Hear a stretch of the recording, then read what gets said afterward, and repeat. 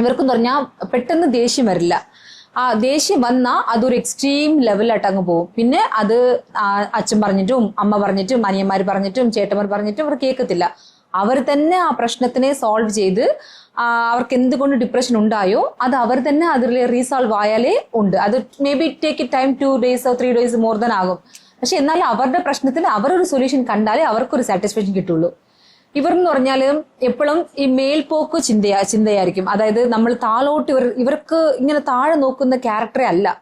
എന്തായാലും next level എന്ന് പറഞ്ഞാൽ ഇപ്പം നോർമലായിട്ടൊരു പേഴ്സൺ ആണെങ്കിൽ ഓക്കെ കിട്ടിയത് കൊണ്ട് സന്തോഷപ്പെടുന്ന ക്യാരക്ടർ ആയിരിക്കും. അപ്പൊ നമുക്ക് ഇത്രയും മതി, ഇന്ന് ഇത്രയും മതി എന്ന്.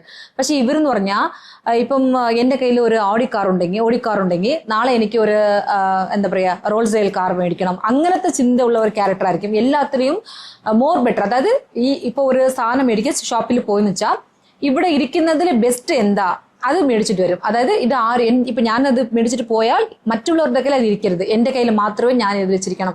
എല്ലാവരും ചോദിക്കണം ഇത് നിങ്ങൾ എവിടെ നിന്ന് മേടിച്ചു, ഇത് അങ്ങനെ ചോദിക്കുന്നതൊക്കെ ഒരു ഭയങ്കര ഇഷ്ടമായി. കാരണം പിന്നെ ഇവർക്ക് സ്വർണം എന്ന് പറഞ്ഞാൽ ന്യൂ ഡിസൈൻ, ന്യൂ കളക്ഷന്, ഡയമണ്ട്, ഇതൊക്കെ ഭയങ്കര ഇഷ്ടം. അത് ആണാലും ശരി പെണ്ണാലും ശരി ഇവർ ഒരുപാട് അങ്ങനെ ജ്വൽസ് ഇടുന്നത് ഇതൊക്കെ ഭയങ്കര ഇഷ്ടമുള്ള കാര്യമാണ് ഇവർക്ക്.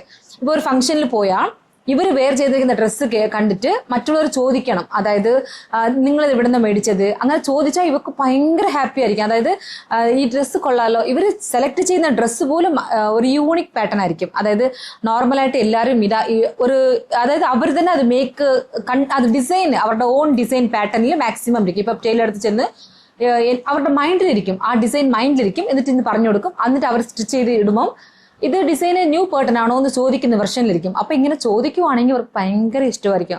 കൊള്ളാം നമ്മളെ ചോദിച്ചു അങ്ങനെ എന്ന് പറഞ്ഞ്.